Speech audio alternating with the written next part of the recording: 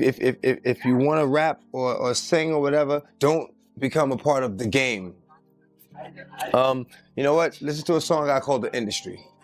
And that pretty much explains, you know what I'm saying, what never been. And watch this, Bun. I'm gonna say this too. Out there think this cool, but it ain't cool. Me and this man ain't never been naked in no room together with no pulling no orgy type, doing none of that out there be doing, thinking you doing some fly. You in a room naked with some broad looking at your ass, and it's that gay, and you need to get on some other. Me and this man got nothing but respect for each other. We ain't never for no train. We ain't no freaks. We some family men. We getting it paper. You know what I'm talking about? And I had to put that out there, Bun, because a lot of doing a lot of fugazi here, man. This rapper and him, they all in the room together. You know, it's Sarah, the girl, Puff, and this dude, this rapper. Anything done in the dark gonna come to the light. I ain't gotta expose them, because they exposing themselves every day and every night. And Ja Rule runs out the room. Puff got his towel, Ja grabbing his towel, but they butt the... When Ja said, you don't wanna come up in there, a lot of freaky stuff is going on. You gotta use your mind. What they was doing with those plugs. I know who let them models stick them dildos in them, and I know who did what, where, when, and why. Okay, I see what's really good. You're trying to eliminate the competition. You know, because at first you retire, you know, then get me off the label, now you're back rapping again. Okay, it's all good. Welcome to SpillHood, the spot where we break down the stories the industry wishes stayed quiet. Every single day, new claims pop up about Jay-Z. And the talk in the streets is that he might be inches away from getting the same public backlash other major figures have faced. This moment right here is the perfect time to look back at how two legends, DMX and Pimp C, tried to warn everyone about Jay-Z long before these conversations became mainstream. The wild part is this: every time someone tries to expose something about the bigger players in the industry, they either get ignored, discredited, or something happens that makes their story vanish. It's gotten to a point where every few years the same question comes back. A lot of the love I had for wanting to be a part of the industry is not there anymore. I don't even associate myself with the industry, you know what I'm saying? I'm not an industry artist. I'm an artist in the industry. Is Jay-Z connected to questionable moves behind the scenes when it comes to other rappers? And even deeper, did his power ever come at the cost of other artists' careers or lives? These claims always spark heavy debate. DMX, who had long-standing issues with Jay-Z, was very vocal throughout his career. He spoke about how the whole vibe of the industry shifted when Jay took over as president of Def Jam. According to DMX, a lot of artists started losing support, falling out of the spotlight, or getting pushed out when they didn't play by the new rules. And when DMX later passed from a suspected medical emergency, Jay-Z's associate L.A. Reid, or any high-ranking exec mentioned, made comments at X's funeral that many fans felt were disrespectful, making people question what the real relationship between Jay and X actually was. And then there's Pimp C, who passed in 2007 under circumstances many fans still question to this day. Well, you know, Locks got signed by that. Even though I bought the Locks Store Riders, you know, they got signed. They were a safer group, you know, Puff signed them. And it was a blessing and a curse, because they were sure they were happy about getting signed first, and they were on the Benjamins, and the shit was going. But then he made them jiggy and put them in suits and made them write lyrics for him and took all that publishing and like, damn. I'm glad I didn't, you know, like, you keep that. And we went to, like, as soon as they got signed, you know, D was like, yo, if you like the Locks, like, X is like big dog, like, those are the Puffs, like, you love. And, you know, a lot of people believe his passing wasn't as simple as the official story made it sound. Before he passed, Pimp C was reportedly speaking out more boldly than ever, calling out the darker side of the industry and even mentioning Jay-Z directly. Folks close to him said that right before his passing, Pimp was gaining confidence and hinting that people in power were doing way more than just running record labels. They were allegedly moving pieces behind the curtain to shut down anyone who tried to push back. And a lot of fans truly believe Pimp C knew way too much. Some even think his passing might have happened because he was getting close to revealing things the industry never wanted out in the open. So it raises the big question: did DMX and Pimp C know something about Jay-Z that the public never got to hear? Like maybe 3 weeks after I got signed to Def Jam. He was like, yo, I'll lace your pockets, I'll double what they gave you and lace your pockets. I'm like, nah, I'm cool. Were they trying to warn everyone about how things really operate behind those closed doors? And here's the part that keeps people talking. How does Jay-Z stay at the top every single time, no matter who fades out around him? That's the mystery fans keep revisiting because his rise never seems to get shaken, even when chaos hits everyone else. Right now, the situation around Diddy is getting messier by the hour. But he's not the only one people are looking at. His longtime friend Jay-Z is catching heavy attention too, and the timing has everyone side-eyeing the big picture. What makes it even more wild is that none of this is brand new. The signs were there years ago. Killed me because I boycotted him. So there was a competitive thing, but it was big love. He was so competitive with me. I never met a human being more competitive with me, like ever, not even my big brother. Street Talk says DMX and Pimp C were some of the first artists to pick up on the questionable behavior from both Diddy and Jay-Z. They tried to call it out, tried to shine a light on what was happening, but they never got the chance to finish their story because their lives ended before they could push the warning fully. Now fans are wondering if DMX and Pimp paid the ultimate cost for seeing through the image and daring to speak on it. There's an old DMX interview that just resurfaced online where he talked about how Diddy would take advantage of his artists. Some fans say DMX was using strong metaphors, hinting that Diddy was shortchanging his artists financially or professionally, like not giving proper credit or fair payouts. But others believe DMX wasn't speaking in metaphors at all, and that he meant every word literally when he described how the situation felt from the inside. In another interview, DMX revealed that Diddy originally passed on signing him to Bad Boy. But the moment Diddy found out what Def Jam was offering, his whole attitude changed, and he suddenly started trying hard to get X on his team. But this is where things get real interesting. The word in the streets was that DMX didn't trust the vibe coming from Bad Boy because he had already heard whispers about questionable behind-the-scenes situations happening over there. Now let's dive into the tension between DMX and Jay-Z, because this wasn't some sudden beef. This was something that had been bubbling for years before DMX passed. And even though Jay-Z showed public respect when X was gone, people in the streets always felt like X never fully trusted him, not even back in the early days. What happened was, like I said, I had the crazy track record, Def Jam, everything was good. I go to do the 6th album, and Jay-Z became president. Yeah. When he first got the job, he hit me with the call like, yo, dog, inmates is running the building, like, yo, you good? Mm-hmm. Finish the album, shoot the video. What happened? Mm-hmm. Vacation and, we don't know. What you mean you don't know? Mm-hmm. How do you listen to a whole album, pick a single, shoot a video, then don't know? After DMX passed, Jay-Z went on LeBron James' show, The Shop, talking about how despite the competition between them, it was all love. He described DMX as a super competitive artist and brushed off their issues like it was nothing serious. He made it sound like their rivalry was just friendly tension between two legends. But here's the part Jay didn't mention. According to DMX himself, Jay-Z was allegedly moving foul behind the scenes back in 2004. When Jay-Z took over as president of Def Jam, that's when everything started going sideways for X. DMX claimed that the moment Jay stepped into that executive chair, the energy shifted, decisions changed, and certain artists suddenly weren't getting the support they once had.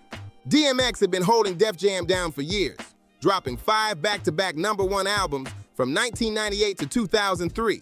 He was basically carrying the whole label on his back during that era. But once Jay-Z stepped into that president's seat, that's when everything flipped and the tension kicked in hard. According to DMX, Jay didn't want to see him shine the same way anymore, and that's when the problems really started. Jay-Z was allegedly moving behind the scenes in a way that made things tough for X, especially when it came to his 6th album, Year of the Dog. Again, X claimed Jay was pulling quiet moves to slow the album down, blocking support, limiting push, and making sure it didn't get the same spotlight the previous projects had. Okay, I see what's really good. You're trying to eliminate the competition. Because at first you retire, then get me off the label, now you're back rapping again. Okay, it's all good. Fans of DMX have been saying for years that Jay saw X as real competition and didn't want to risk X running the charts while he was trying to control the executive side of the label. And according to DMX, all this tension came from one thing: Jay-Z changing his mind about stepping away from rap. Jay had been talking about retiring, but when he realized he wasn't ready to leave the spotlight, everything shifted. If Jay was planning a return, he wasn't trying to share that moment with someone who could outshine him. So in X's eyes, Jay needed the field cleared before he made his comeback, which meant pushing aside anyone who could stand in his way, especially someone as powerful as DMX. I mean, we go back many years, man. It's been a few years since I've been here. But it's just like I seen him. It's just like I seen you like 2 weeks ago. You know what I mean? Exactly, man. Nothing never changes, man. That's why I like with real people. You know what I mean? Yeah, man. When you with real people, you ain't gotta worry about changing. You ain't gotta worry about acting funny next time you see him or no extra. It's always gonna be the same thing every time you see me. What I respect about you is you keep your passion, man. You keep your emotion, you know? Well, I mean, at this stage in the game, that's pretty much all I got. Yeah. You know, that's what's gonna get me where I need to be. You know how I feel about it.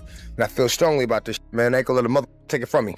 The streets have been debating this for years, and it still sparks major conversation every time it comes up. This was the moment DMX realized Jay-Z was willing to step over anyone to protect his own position in the game. That's when X made the choice to walk away from Def Jam completely. But here's the deeper part. DMX's trust issues with Jay-Z weren't just about label politics. They connected to something way bigger involving Jay's ties to powerful industry figures who were known for running things from the shadows. DMX was never scared to call out the darker side of the music business. He constantly pointed out how certain executives and label heads try to control artists. And unlike Jay, who many say learned how to thrive inside that system, X refused to fold or play by those rules. He wasn't willing to compromise who he was for anyone. You can hear that energy clearly in DMX's track, The Industry. That's where he spits lines like, "If you ain't got a strong mind, the industry will break you down. It's a matter of time." The industry vultures with nothing to feast on. He was calling out the system directly, warning new artists that if they don't stay grounded, the business will eat them up. Game is, man, the game is. If you want to rap or sing or whatever, don't become a part of the game. You know what? Listen to a song I called The Industry. And that pretty much explains, you know what I'm saying, what the industry. Man, it's not the same. The industry, it's not a game. The industry, real trying to get in the industry just to find they don't fit in. The industry ain't what it used to be. The industry's trying to control the way you MC. They want you to dress like this and talk like that, but I'm going dress like this and talk with the gap. And in another verse, X talks about how the industry pressures artists to give up too much of themselves just to get ahead, saying, "The industry doesn't care about you, but the industry couldn't make a dime without you." These were warnings, not just lyrics, and people still use them today when talking about what goes on behind the scenes. And it wasn't only DMX who felt Jay-Z was playing the industry's game. Many believe Jay did whatever he had to do to rise up, even if it meant distancing himself from friends or business partners when it benefited him. One of the biggest examples is the situation with Dame Dash, the co-founder of Rockefeller. Dame spoke publicly many times saying Jay betrayed him once he started getting close to high-ranking executives like Lyor Cohen. And fans have long believed that Lyor played a major role in driving a wedge between Dame and Jay. Lyor has been hit with non-stop accusations for years, especially about locking artists into those heavy 360-style contracts and getting labeled as a full-on culture vulture. Dame Dash even called him out directly, saying Lyor uses a divide-and-conquer approach to turn black artists and moguls against each other. The biggest artist you ever had was had a real bad DMX. I'm so sad. DMX, our society. Are you so why sign an artist that would promote that? Because I already answered that question. You weren't paying attention. She asked me talent or issues, and I said talent. But I have to. I can't give up on people. But I'm saying that's hypocritical, though. You're saying it's opportunistic. Yeah. I got people to feed. I got a business to run. You're gonna make Dame Dash take this clip and call you a culture vulture. Who's Dame Dash? You brought him up. I don't even know him. So you bring his name up. I don't even know him. So y'all made a lot of money together. Made a lot of Come money. on, Leo. Don't do that to him. I don't know him. I really don't. So, I don't know what to tell you. I won't be complicit. And the word in the streets is that Lyor was the one who allegedly pushed the idea for Jay-Z to interfere with DMX's 6th album release. But here's where things really start sounding wild. Back in 2018, when Lyor appeared on The Breakfast Club, he started talking about the substance crisis and how sad he felt about DMX's struggles. But when Charlemagne asked him why he kept signing artists who promoted that kind of lifestyle in their music, Lyor basically brushed the whole conversation off and said something along the lines of, "That's just how the business works." That response had the entire internet scratching their heads. And trust me, It doesn't stop there. When DMX passed, Lyre took things to another level by making comments that fans felt were completely disrespectful during the memorial. DMX's big send-off took place in Brooklyn on April 25, 2021. And even though Lyre was supposed to be there, he didn't show up in person. Instead, he sent a pre-recorded message. He started off sounding respectful, saying positive things about DMX, making it seem like he was honoring his legacy. But out of nowhere, he switched his tone and called DMX a gremlin, and then implied that X's passing wasn't surprising at all. That moment had people furious because the memorial was supposed to be a moment of love, not a moment for Lyre to throw strange comments into the mix. Everyone knew DMX struggled with substances, but calling that out during his memorial, that crossed a serious line.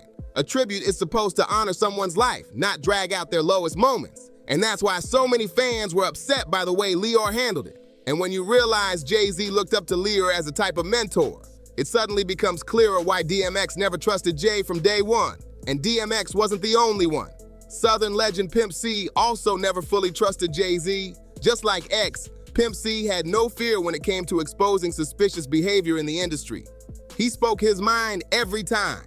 Some people even believe his tension with Jay over the Big Pimpin' track played a role in the strange circumstances surrounding his passing. And fans are still connecting dots to this day about how deep their problems went. So the race against time was that we all know X is a gremlin and reckless and looking for a wall to crash into. X, if you listen to X, if you see X, this is, his death is no surprise. If you listen to and you watched who and what X was. Back in 2000, UGK linked up with Jay-Z for the iconic hit Big Pimpin'.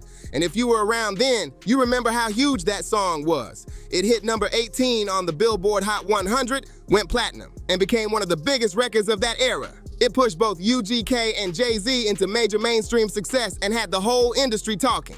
But behind the scenes, it wasn't nearly as smooth as the final track made it seem. There were real issues brewing. Pimp C wasn't the type to hop on a song just to chase attention. He had strict standards and stood on his principles. And word in the streets is that he wasn't feeling Jay-Z's vibe at all in the beginning, especially because Jay had a history of tension with Tupac, and that didn't sit right with Pimp C. He didn't want to be associated with anyone who clashed with Pac, and that created friction from the jump. Everyone knows how deep the loyalty to Tupac runs, especially in the South and on the West Coast. So when Jay-Z and Pac had their tension back in the day, Pimp C wasn't about to just ignore that. And so I called him instantly because I knew y'all niggas at the house. Right. I was like, yo, I'm excited. I got $1 million. This is it. Rockefeller's the shit. Hey, there's the shit. I called Pimp and these niggas fight. So I calmed them down. And then once Pimp locked in, he was like, wait a minute, Rockefeller. Ain't that where Jay-Z at? I was like, yeah. And I didn't get the connection. I was like, he was like, tell him to take that check over to Tupac mama and give it to him for stealing our Tupac shit. And I'm like, what? I put him on that Pac life, boy. he went, once I let him hear that Tupac, he went on his mission for him.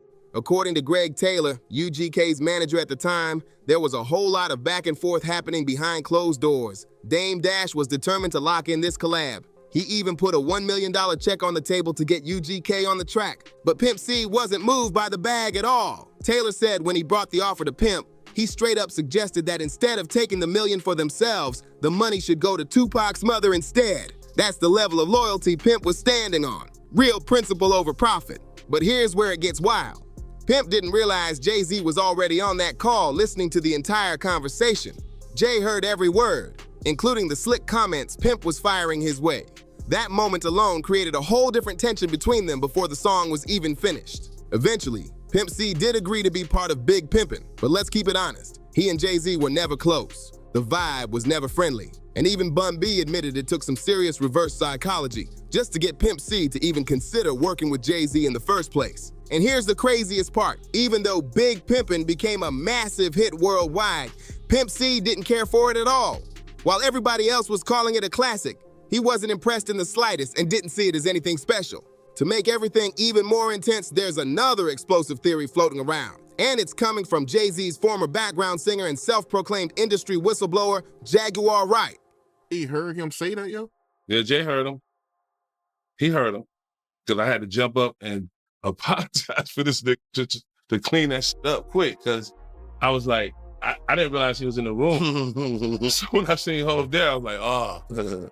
And so I told him he had to come down and go see them and go talk to mama and go to lunch with, go to dinner with them and sit down and do it the right way, because that's just how Pimp did. If you didn't sit down and eat dinner with him and his mama, he ain't gonna break bread with you. That was just the game. Like, that's how he was raised. He had studied music. It was different, man. He knew music from the Conservatory of Music of Art. He had studied from an orchestra standpoint. His mom had invested in his career.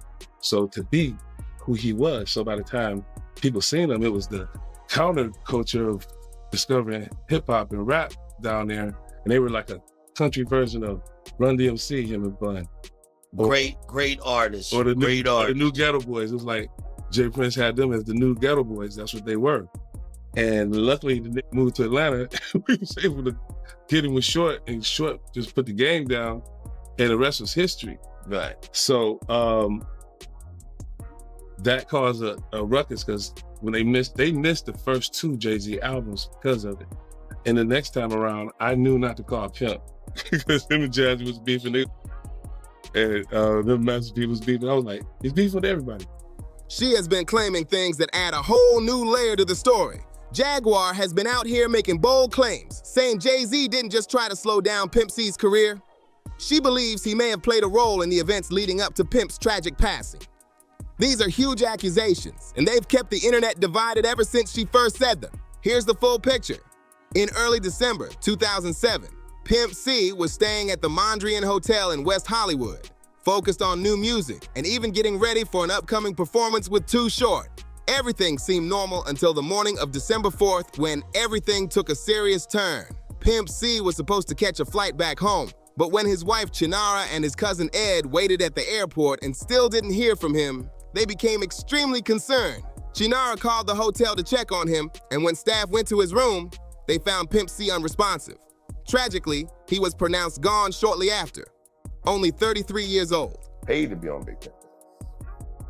We didn't have that relationship. And to be honest, I don't think Pimp would have accepted a Jay-Z verse to be of equal value to him. So let's just break this bread and be done with it. Right. And to be honest, Pimp and Jay didn't really have a relationship in that sense. There was a lot of mutual respect, but Hov and I were always closer. You know what I'm saying? I ended up getting a feature. You know what I'm saying? Yeah. But no, it was really just about, like, we worked very hard to get where we are. We're successful now for being purely who we have always said we were. Riding Dirty, most critically acclaimed album we ever released. Gold album, not one music video. You know what I'm saying? And to get to that point and to possibly, in his mind, throw it all away, because this dude want to pay you some money to do a verse on a beat that you would never rap to. You know what I'm saying? It just seemed like a lot. And it took a lot to kind of bring him back around to the idea of being a part of it, to the point where I just like reverse psychology. Like, do it then. Like, don't even worry about it. You ain't gonna do it. I'm just telling you ain't gonna do it, you don't want to do it. You know what I'm saying? All right, Pee-wee, I'm gonna do it, man. I mean, he was glad it worked out. But Big Pimpin' was not like in his top 10 UGK songs. Like, he didn't even want to do another one. The official coroner's report said it was an accidental passing caused by a mix of heavy lean use and sleep apnea. But this is exactly where fans say the story stops making sense and things start getting suspicious. DJ Paul from 3-6. Mafia later revealed that he got a call from Pimp C's manager, Rick Martin. According to Rick, he saw Pimp C's body in the hotel before authorities cleared the room. And the way he described the scene had people questioning everything. Rick claimed the room looked like it had been hit up, not in the sense of firearm damage, but like someone had been moving around aggressively or things had been disturbed. He said Pimp C was positioned like he was kneeling or praying, but the room itself looked chaotic, like something had gone down before anyone found him. He lined up D. Haven, stole his life and identity. He lined up Big L, stole his life and identity. He lined up Dame Dash, stole his life, identity, and took his love. I'm saying, Sean Carter, you're a piece of shit. Taking Pimp C wasn't bad enough. You just want to go down there and you want to just remove all of the balls from every real gangster in Houston? Why the fuck did that house burn up? Who the fuck goes to their childhood house for a visit and the shit goes up in flames? That was very weird. The next day, within the week? And no, the next day. The next day. And still, no real investigation on how the house just went up in flames. Man. I guess they paid y'all off. That description alone sparked years of theories because it didn't match the calm, accidental scenario that was officially reported. And ever since then, people have been debating whether there was more to the story than the public ever got to hear. Rick Martin said the scene was so strange that people in the room didn't even know what to think at first. They initially believed Pimp C might have been struck in the head because of how chaotic everything looked, but nobody could figure out what actually happened. There was wax everywhere, like candles had burned for hours, and Pimp C was found positioned as if he was kneeling or praying. The candles in the room were completely melted down. And since Pimp C always lit big, tall candles when he slept, that told Rick he had probably been gone for a full day or more before anyone found him. Something about that whole situation just didn't add up, and fans have been questioning the story ever since. The deeper people look into these cases, the more suspicious certain industry losses start to appear, especially when you look at the names connected to Jay-Z or Diddy over the years. From Big L, Aaliyah, Pimp C, and even the rumors around Kathy White, the list keeps getting longer and the unanswered questions keep getting heavier. The more you dig, the darker it all starts to feel. And now people are wondering whether Jay-Z might actually be involved in something way bigger than the public realizes. So here's the real question. Do you think there's something suspicious about how DMX and Pimp C passed after they started speaking on industry elites and calling out powerful figures? Or is this all just another conspiracy that spiraled out of control online? Drop your thoughts in the comments. I want to know exactly how you see it. And if you're rocking with SpillHood, make sure you like, share, comment, and subscribe, and I'll catch you in the next one.